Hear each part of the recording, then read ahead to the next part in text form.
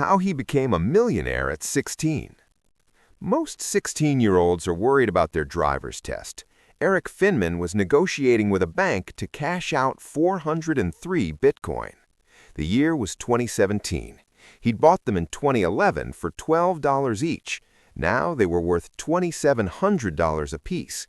He walked out with over $1 million before he could legally vote. But here's what no one tells you about that story. Eric didn't discover Bitcoin. His brother did. And Eric only had $1,200 to invest because his grandmother gave it to him. Most teenagers don't have grandmothers writing four-figure checks for speculative internet money. So let's rewind. 2011. Bitcoin is this weird cryptographic experiment that most people think is either a scam or a joke. Eric's brother explains it to him at a family dinner. Eric doesn't understand the code. He doesn't understand blockchain. But he understands one thing: adults think it's stupid. And that's enough. He buys in, then he forgets about it. Not because he's patient, because he's 16 and has other things to do. 4 years pass. Bitcoin goes from $12 to $200, then $400, then $1,000. Eric checks his wallet and realizes he's accidentally sitting on a small fortune.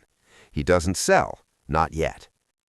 By 2017, Bitcoin hits an all-time high. The media is calling it digital gold. Investors are scrambling. Eric finally cashes out at the peak. Timing? Sure, but also privilege. The privilege of risk-free risk. If Bitcoin had gone to zero, Eric would have lost his grandmother's money, not his rent. He could afford to hold because he had nothing to lose. That's the part they don't put in the headlines. Most people can't turn $1,200 into $1 million because most people need that $1,200 for something else, like food or tuition or not being evicted. Eric Finman got rich at 16, but the question isn't how he did it, it's how many other 16-year-olds had the same idea but couldn't afford the bet.